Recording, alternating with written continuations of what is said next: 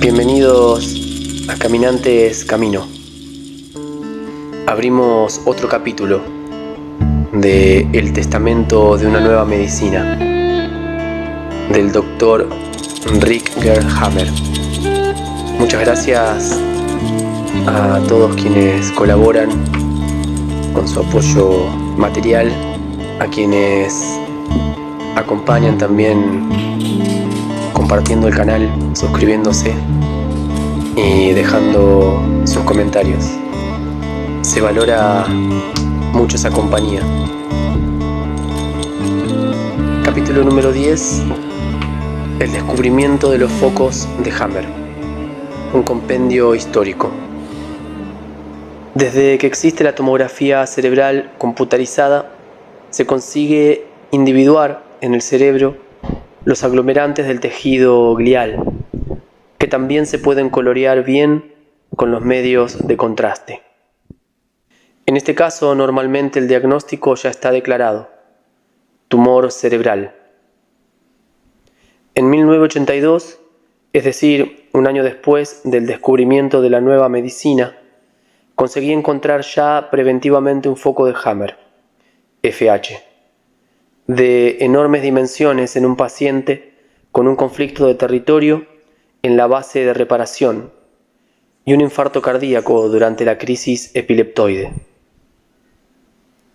Desde entonces supe que no existen tumores cerebrales, sino que estos fenómenos tienen que ser todos correlatos de la fase de reparación de un suceso conflictivo biológico.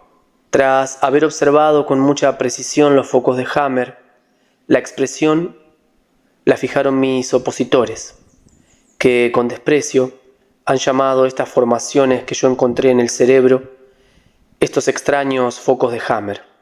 Estuve pronto en posición de reconocer aquellos de los que podía seguir la supuesta formación desde el inicio de la fase de reparación.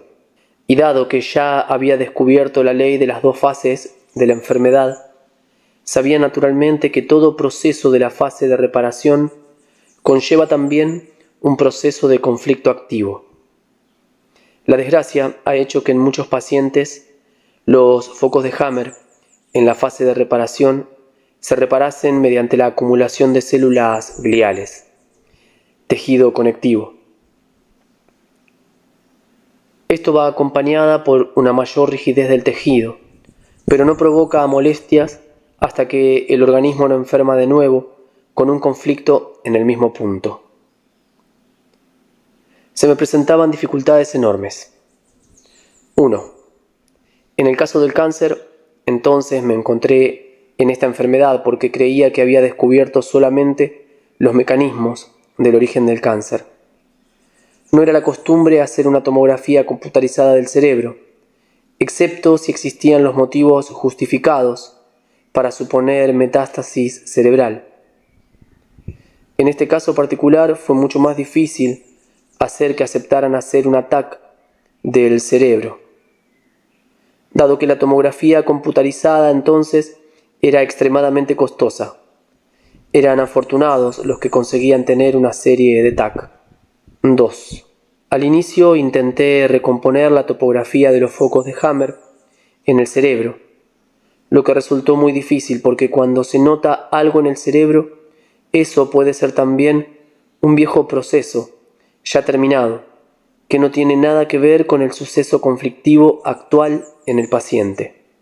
Además, no sabía si el paciente tenía otros carcinomas que hasta ahora no habían sido diagnosticados, lo que era posible por los procesos nuevos o por conflictos biológicos totalmente actuales. 3. Encontré amplios conflictos con contenido análogo, de los que hoy sé que habían invadido varios relés con un único foco de Hammer.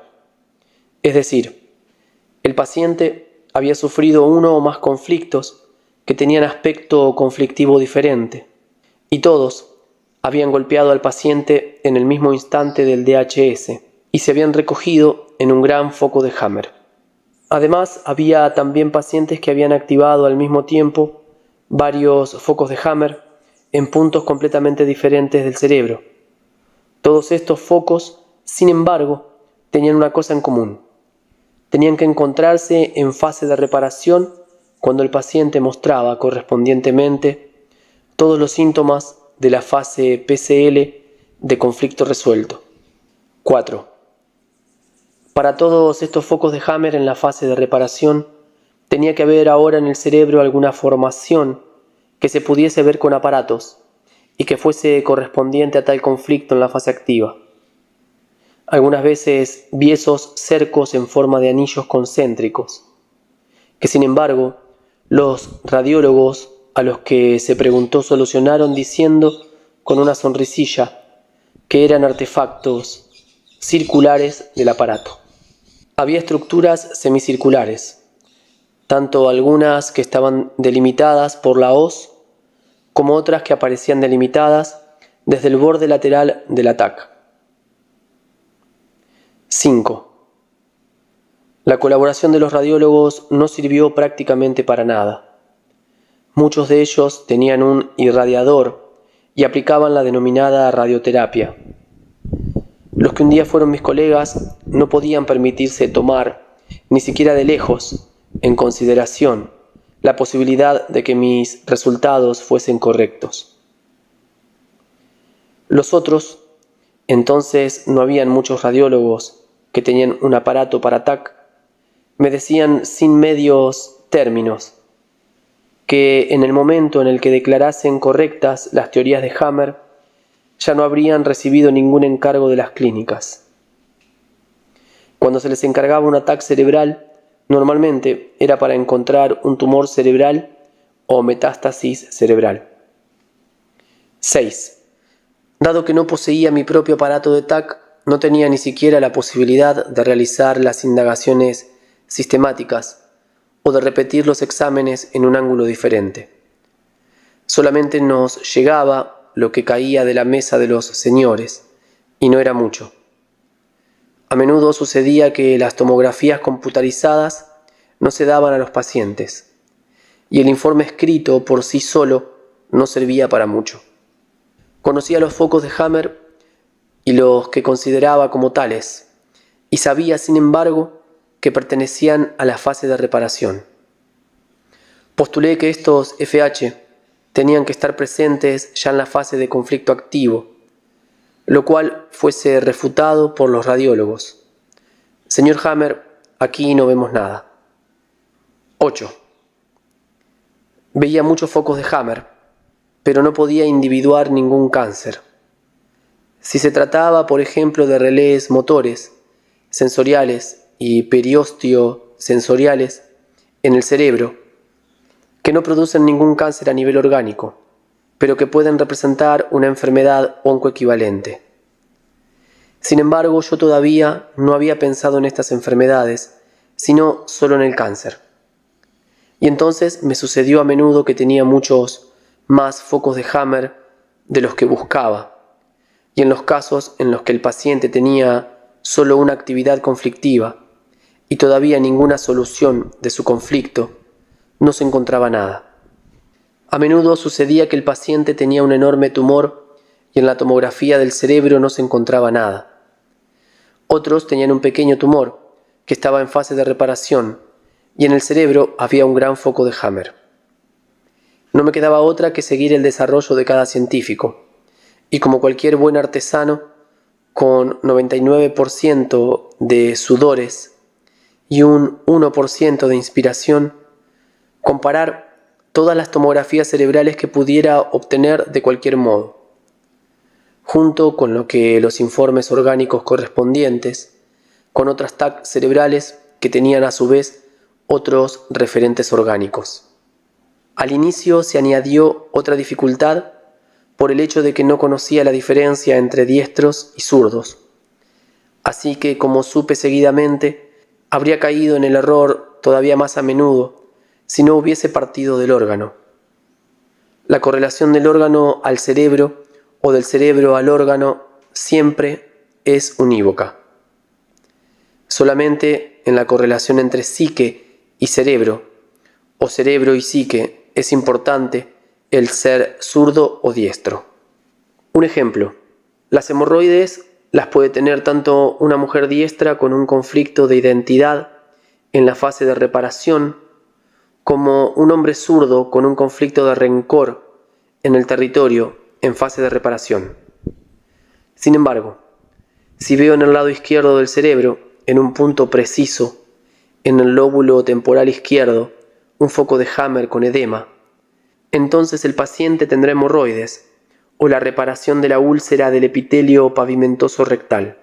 Viceversa, si el paciente tiene una úlcera de la mucosa rectal en la fase de reparación, es decir, hemorroides, entonces en el cerebro, en el punto del lóbulo temporal izquierdo, tendrá siempre un FH con edema en fase de reparación. Conseguí aprender a distinguir finalmente entre cáncer y enfermedades oncoequivalentes tras muchos miles de TAC del cerebro, después de establecer la correcta ubicación o la topografía correcta respecto al órgano. Subrayo también que para muchas funciones corporales, como por ejemplo la sensibilidad del periósteo, que se extiende a todo nuestro sistema esquelético, había solamente una enorme laguna en el mapa cerebral y en el mapa de los órganos porque no se podía examinar bien. En ningún tratado médico se habla de sensibilidad del periósteo. 10.1. Los presuntos artefactos en forma de anillo en la tomografía cerebral computarizada erróneamente interpretados por los radiólogos durante casi 20 años. Todavía persiste la discusión sobre los denominados artefactos en forma de anillos, que existen realmente, pero que entonces había visto solo una vez cada 100 pacientes, y a los que consideré focos de Hammer con configuración de anillos concéntricos, es decir, en fase de conflicto activo. Los supuestos artefactos en anillo, a los que di una respuesta falsa, salvo unas pocas excepciones bien evidentes, y que considero FH con configuración concéntrica, han sido negados siempre como realidad efectiva por parte de los radiólogos, siendo considerados, por el contrario, artefactos, es decir, productos artificiales de los aparatos. Durante años se intentó un acercamiento a estos fenómenos. Al final me vino una buena idea por la que se volvió útil el estudio de física que realicé durante 12 semestres. Me presenté para pedir un favor al jefe de departamento de tomografía computarizada de la empresa Siemens, el señor Feindor. Tuvimos una agradable conversación en el curso de la cual le pedí si podíamos establecer juntos los criterios que se debían satisfacer para poder determinar con precisión un artefacto en anillo, y cuando con seguridad se tenía que excluir. El señor Feindor es ingeniero y no tuvimos ningún problema para establecer las condiciones que se tienen que satisfacer en este o aquel caso. Esto sucedió el 18 del 5 del 90. El 22 del 5 del 90 se firmó el informe definitivo. Desde entonces ha estallado un verdadero pánico entre los neuroradiólogos. Sacamos conclusiones del tema cuando preparamos una serie de test en la Siemens en la segunda mitad del año. Documento de la firma Siemens. Erlangen, 22 del 12, 1989. Estructuras dudosamente denominadas en anillo artefactos en la TAC cerebral. Los abajo firmantes han elaborado los 7 criterios siguientes que excluyen la presencia de los denominados artefactos en anillo. Por lo tanto, un artefacto en anillo no existe jamás. 1. Cuando en la imagen de resonancia magnética correspondiente es visible una formación en anillo evidentemente parecida. 2. Cuando los anillos no son circulares, sino magullados, Es decir, aparecen visiblemente compresiones del tejido que está alrededor. 3. Cuando una formación circular tiene evidentes acumulaciones de glía. 4. Cuando el anillo o los anillos no son perfectamente concéntricos respecto al aparato. Configuración concéntrica paracentral. 5. Cuando aparecen varios círculos juntos. Como mucho, una formación en anillo puede ser un artefacto. 6. Cuando las formaciones en anillo tienen un transcurso clínico radiológico. Eso significa que en las sucesivas TAC de control son visibles siempre en el mismo punto, pero modificadas. 7. Los artefactos que dependen del aparato son estructuras en forma circular o en forma de segmento circular concéntrico al aparato. Si tales estructuras corresponden a una verdadera realidad anatómica, recomendamos repetir el escáner con el paciente en posición lateral o más levantado. Si la estructura no aparece en el nuevo tomograma, por lo que respecta a las estructuras características propias del paciente, no nos encontramos frente a ningún artefacto. Siemens, Sociedad Anónima. Borrador para otro documento común relativo a un estudio proyectado sobre una serie de TAC en pacientes voluntarios que presentaban estructuras circulares en la TAC cerebral, cuya actuación, sin embargo, fue impedida. Ver texto. Erlangen, 18/5/90. Asunto. Estructuras en anillo, formaciones circulares, configuraciones concéntricas o focos de Hammer en la TAC cerebral. La firma Siemens y el Dr. Hammer constatan las siguientes correlaciones físico-técnicas. Los firmantes han elaborado ya los siguientes 9 criterios el 22/12/89, que excluyen la presencia de los denominados artefactos en anillo. Por lo tanto, un artefacto en anillo no existe jamás. 2 puntos. 1. Cuando en la imagen de resonancia magnética correspondiente es visible una formación en anillo evidentemente parecida. 2. Cuando los anillos no son circulares, sino magullados, es decir, aparecen visiblemente compresiones del tejido que está alrededor. 3. Cuando un cerco tiene fenómenos secundarios anulares visiblemente edematizados, anillos edematizados. 4. Cuando el anillo o los anillos no son perfectamente concéntricos respecto al aparato, configuración concéntrica paracentral. 5. Cuando una formación circular tiene evidentes acumulaciones de glía. 6. Cuando aparecen varios círculos juntos. Como mucho, una sola formación en anillo puede ser un artefacto. 7. Cuando las formaciones en anillo tienen un transcurso clínico radiológico. Eso significa que en las sucesivas TAC de control son visibles siempre en el mismo punto, pero modificadas. 8. Tampoco estamos frente a un artefacto si las formaciones circulares son visibles solo sobre una parte de los estratos de la TAC, pero faltan en los otros estratos. 9. Los artefactos que dependen del aparato son estructuras en forma circular o en forma de segmento circular concéntrico al aparato. Si tales estructuras corresponden a una verdadera realidad anatómica, recomendamos repetir el escáner con el paciente en posición lateral o más levantado. Si la estructura no aparece en el nuevo tomograma, por lo que respecta a las estructuras características propias del paciente, no nos encontramos frente a ningún artefacto.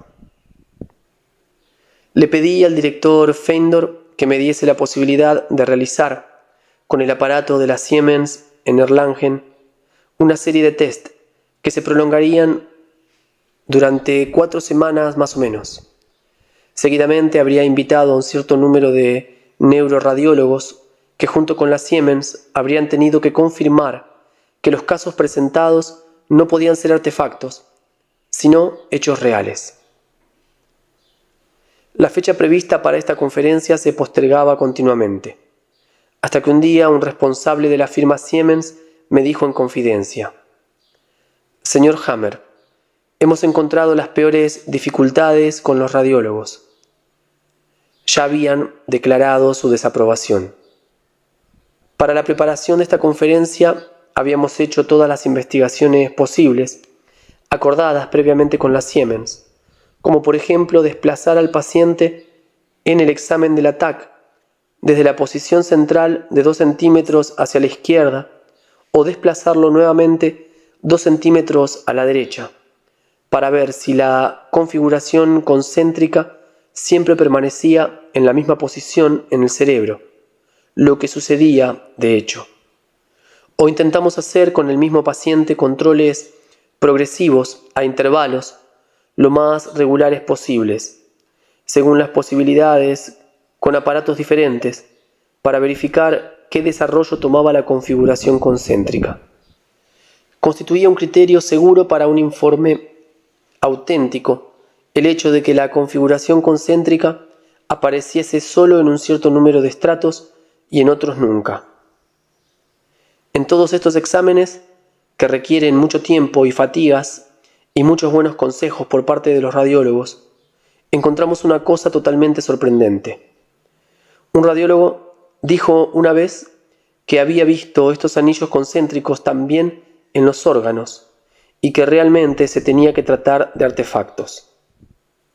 Desde aquel momento en adelante se despertó mi interés por esas configuraciones concéntricas, que sin embargo normalmente eran visibles solo al inicio del desarrollo patológico y eventualmente eran visibles después en el hueso, cuando se recalcificaba.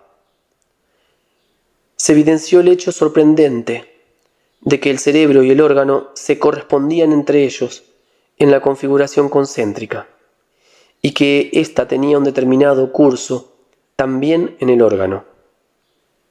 Casi vemos, por ejemplo, en el hígado la clásica configuración concéntrica solo en la fase inicial del adenocarcinoma hepático solitario. Seguidamente, el adenocarcinoma hepático solitario se vuelve oscuro en la tomografía, sin que se pueda reconocer ninguna configuración concéntrica. En la reparación natural por medio de la TBC, vemos indicios de anillos calcáreos, particularmente si no se había llegado a la gaseificación total, es decir, una caverna o un agujero en el hígado, sino si el adenocarcinoma hepático había permanecido a medio camino y el carcinoma solitario solo había sido eliminado parcialmente por la necrosis caseosa por la TBC, cavidad esponjosa. 10.2. El cerebro central y el cerebro del órgano.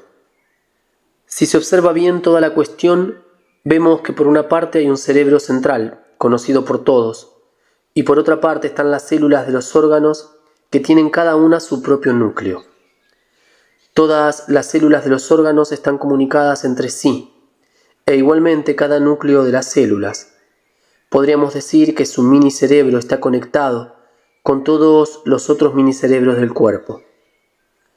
Podemos considerar la suma de estos pequeños cerebros como un segundo cerebro. Esto significaría entonces que en el caso de un conflicto biológico, una región del cerebro central, que llamamos foco de Hammer, se encuentra en correspondencia con otra región del cerebro del órgano, que hasta ahora hemos llamado cáncer o enfermedad oncoequivalente o alteración del órgano. En el caso de un estímulo sensorial, por ejemplo, en el cerebro del órgano envía informaciones al cerebro central. Y al revés, con una respuesta motora, el cerebro central envía informaciones y órdenes al cerebro del órgano. Todavía no sabemos qué sucede con precisión bajo el aspecto electrofisiológico en cada célula del cerebro y de los órganos, o en las regiones o relés afectados. Pero esta indagación no constituye una premisa para nuestro trabajo clínico en presencia de estos hallazgos. 10.3. El foco de Hammer en la fase CA y en la fase PCL. Con el DHS se señala en el cerebro el centro del relé pertinente y precisamente con una denominada configuración concéntrica. En torno al centro de este relé se forman cercos bien visibles, que llamamos cercos concéntricos, que parecen una diana. Estos indican que el foco de Hammer se encuentra en la fase de conflicto activo. El área activada no es casual, sino que se trata del relé del ordenador cerebro, que es correlativo al correspondiente contenido conflictivo en el instante del DHS. Este foco de Hammer, a partir del mismo instante del DHS, producirá el cáncer o la enfermedad oncoequivalente en el órgano correlativo. Con el progreso del conflicto también el foco de Hammer avanza en el cerebro, es decir, viene afectada un área cada vez más grande o la ya afectada se modifica. Es decir, el tumor se vuelve más voluminoso a causa de una auténtica mitosis celular, tanto en la hoja embrional interna como por la parte directa del cerebro de la hoja embrional media. Más grande por la necrosis, en la parte directa de la médula cerebral de la hoja embrional media. Más grande por la úlcera, más alargado a causa de muchas pequeñas úlceras, por la hoja embrional externa.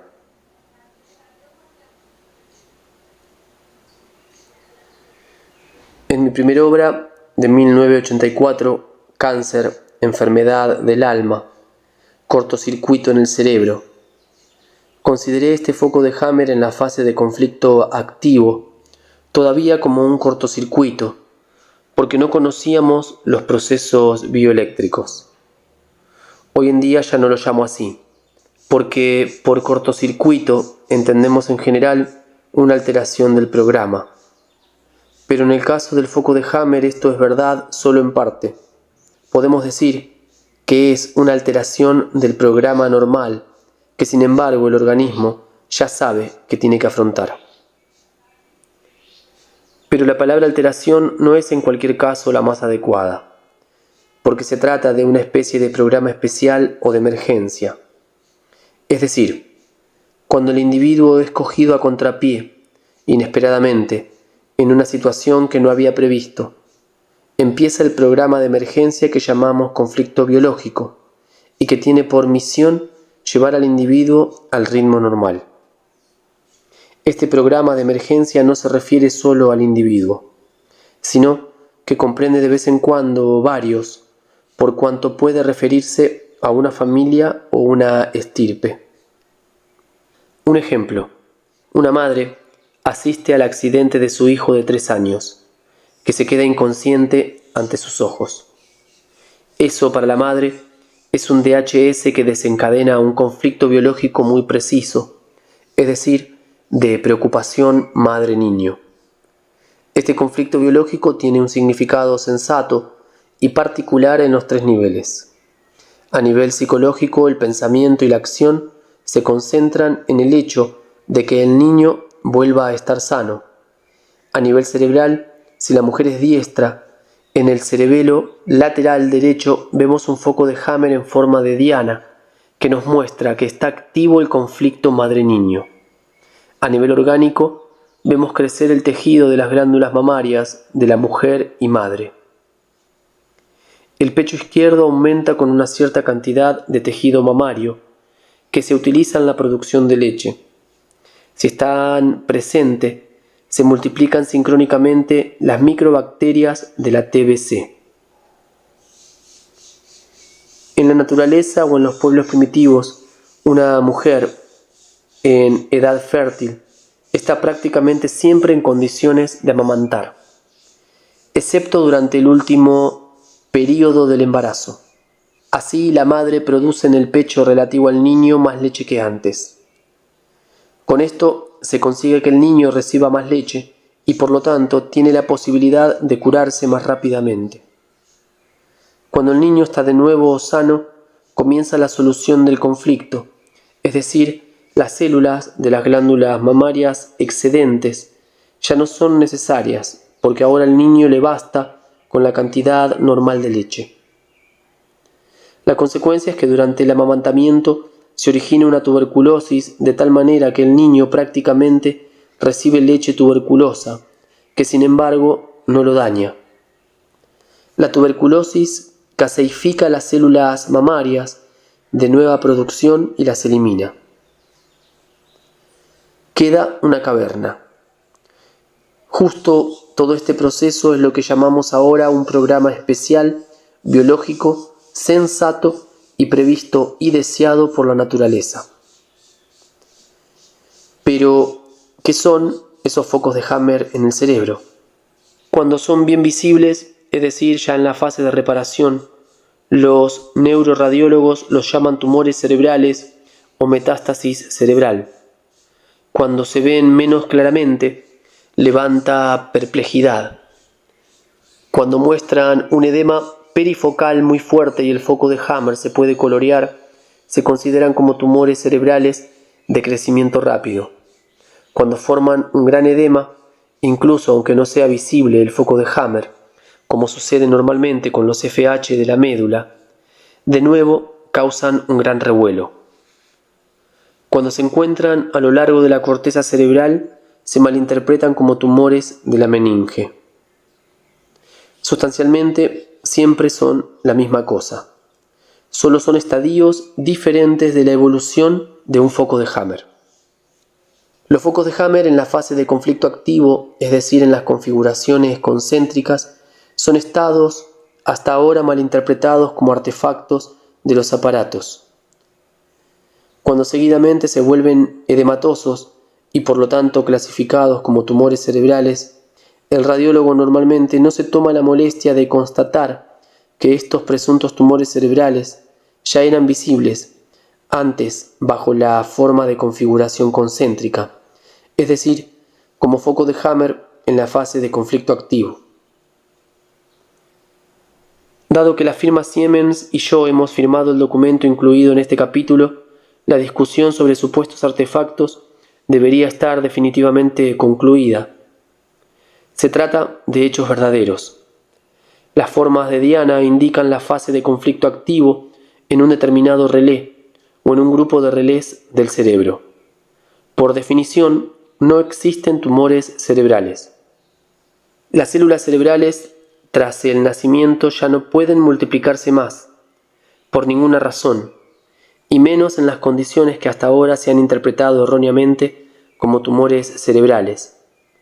Lo que puede multiplicarse es el inocuo tejido conector glial del cerebro, que tiene justo la misma función del tejido conector del cuerpo.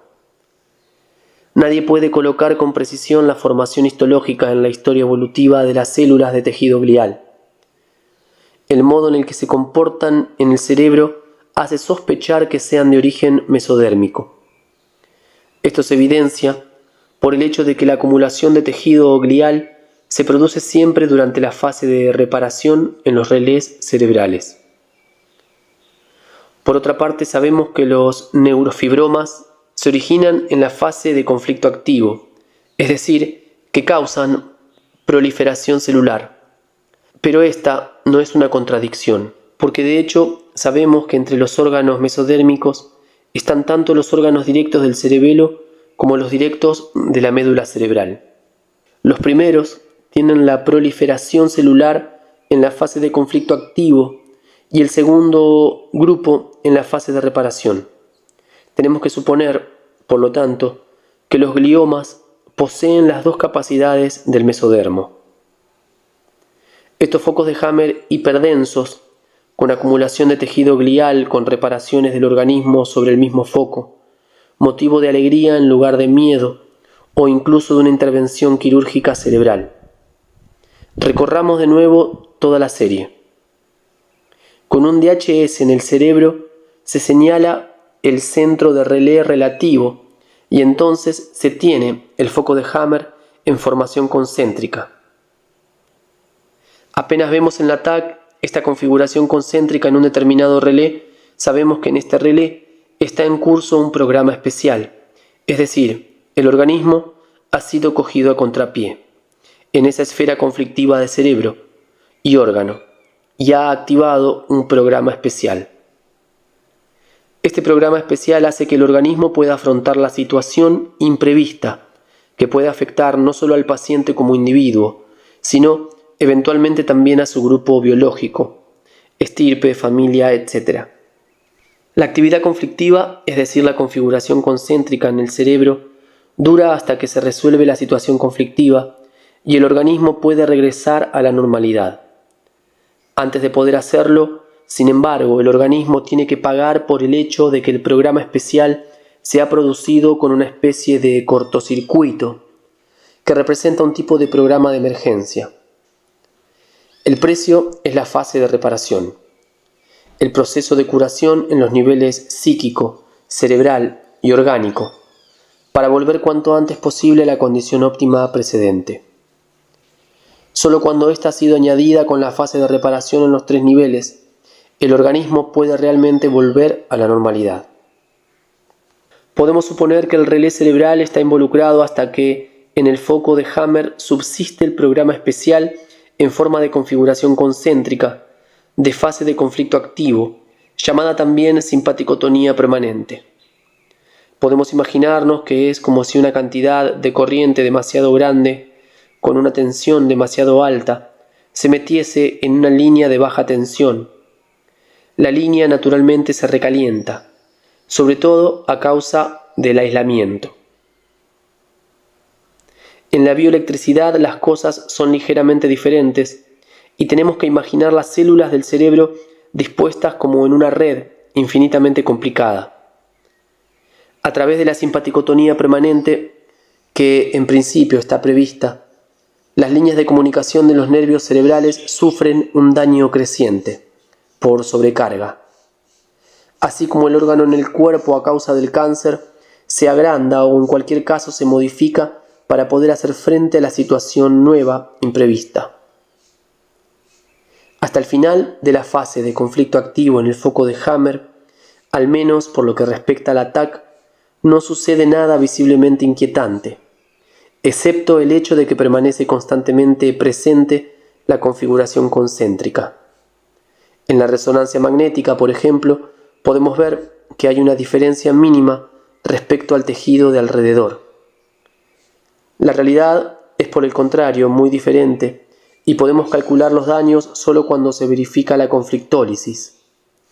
Ahora, en la fase PCL, es posible valorar todo el daño, porque justo con el comienzo de la fase PCL, el organismo comienza a reparar los daños de este programa especial, tanto con multiplicación celular como con reducción celular a nivel orgánico, y también con la reparación del relé cerebral afectado. Resumiendo sistemáticamente, tras un DHS sucede lo siguiente en los 3 niveles de nuestro organismo. A nivel psíquico. A. Fase de conflicto activo, fase CA. Simpaticotonía permanente, es decir, máximo estrés. El paciente piensa día y noche en su conflicto e intenta resolverlo. No duerme, y si lo hace es solo durante la primera mitad de la noche, a periodos de media hora. Adelgaza, no tiene apetito. B. Fase de conflicto resuelto, fase PCL. Se tranquiliza. La psique tiene que descansar. El paciente se siente cansado, pero tiene buen apetito. El cuerpo está caliente, a menudo con fiebre, a menudo con dolores de cabeza. Los pacientes duermen bien, pero en general a partir de las 3 de la mañana. Este mecanismo lo produce la naturaleza de modo que el individuo en vagotonía duerma solo cuando comienza el día, para no ser sorprendido durante el sueño por un peligro potencial, por ejemplo, un depredador. Los pacientes duermen mucho y gustosamente de día. Nivel cerebral. A. Fase de conflicto activo, fase SA. Configuración concéntrica en el correspondiente foco de Hammer. La configuración concéntrica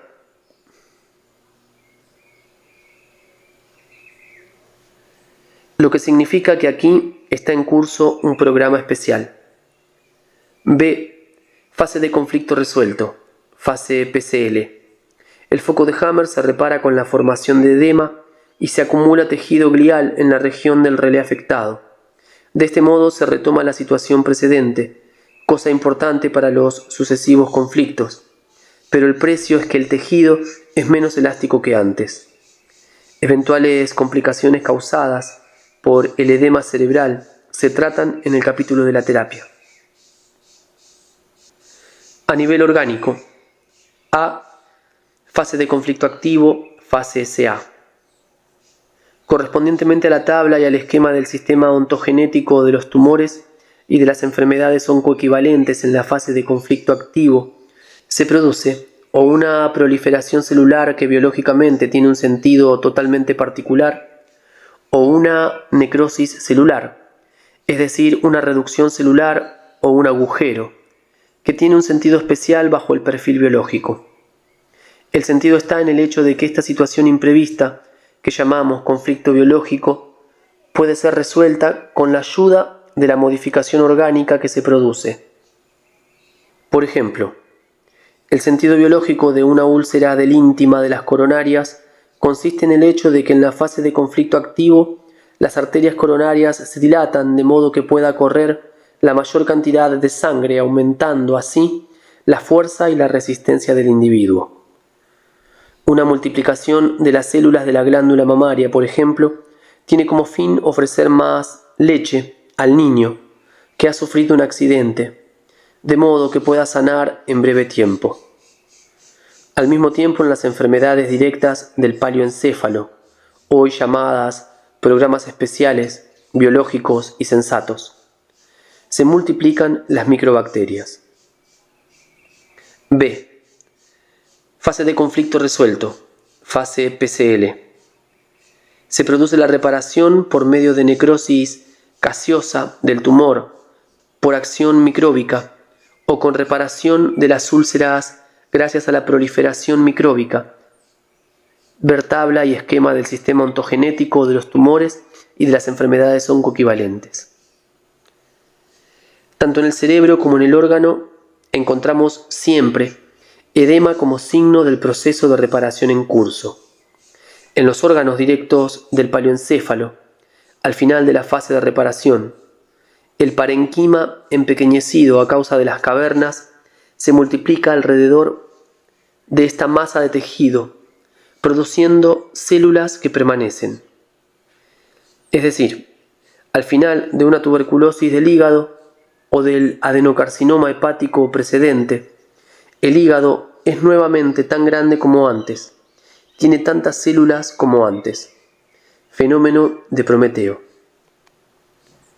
Seguidamente mostraremos una serie de esquemas y una serie de típicos focos de Hammer en diferentes fases, para aclarar mi exposición a la luz de estos ejemplos. 10.4. Esquema del cerebro. El cerebro visto desde el lado izquierdo y justo como si la materia cerebral fuese casi transparente y se pudiese ver el ventrículo cerebral o la cavidad cerebral a través de esta materia. En el centro vemos los dos ventrículos laterales que están en comunicación entre ellos mediante el tercer ventrículo que se ve abajo. El líquido puede correr desde el tercer ventrículo a través del acueducto al cuarto ventrículo que vemos abajo, a la altura del puente, tronco cerebral, inferior y de la médula superior. Los ventrículos laterales consisten en cuernos anteriores, frontales, cuernos posteriores, occipitales, y cuernos inferiores, temporales, que van hacia el exterior a la derecha y a la izquierda en los lóbulos temporales. Todo el sistema de ventrículos está comunicado. Si el acueducto se comprime por un proceso expansivo en el mesoencéfalo o en el puente, el líquido se estanca en el sistema ventricular desde el primer al tercer ventrículo, causando una denominada hidrocefalia interna. Si un foco de Hammer durante la fase de reparación tiene un proceso expansivo en el neoencéfalo, normalmente comprime solo el ventrículo lateral adyacente.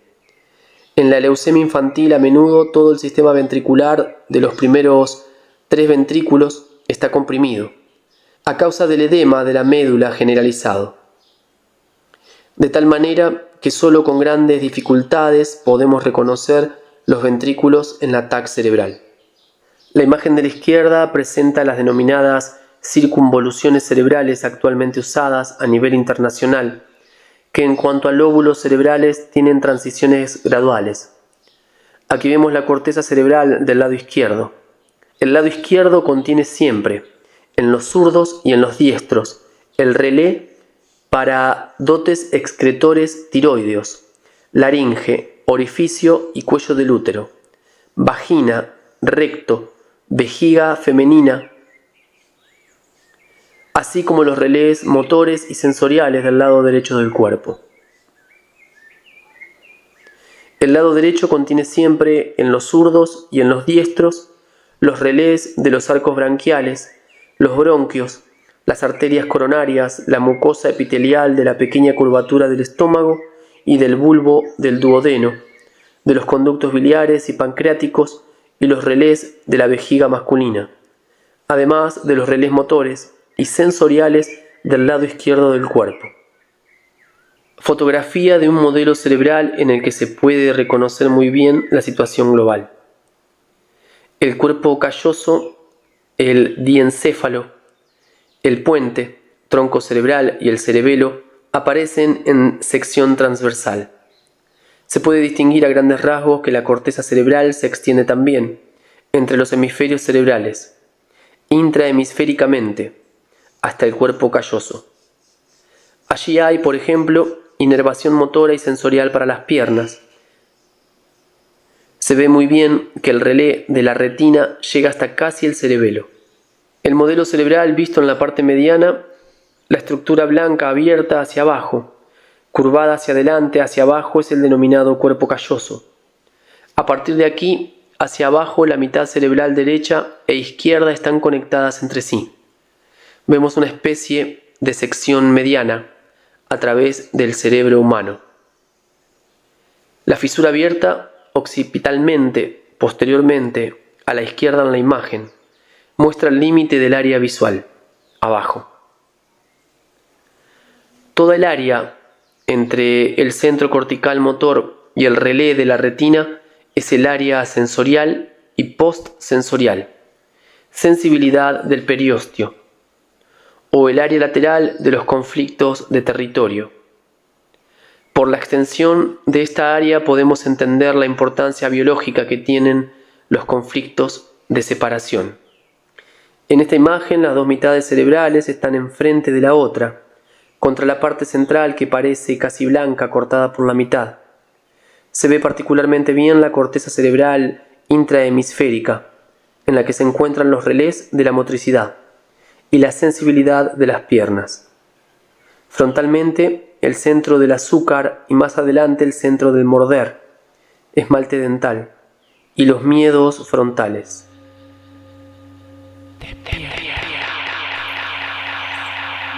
Final de la lectura de esta primera parte del capítulo número 10. Nos encontramos para continuarlo en la segunda parte. Muchas gracias por la compañía. Un gran abrazo.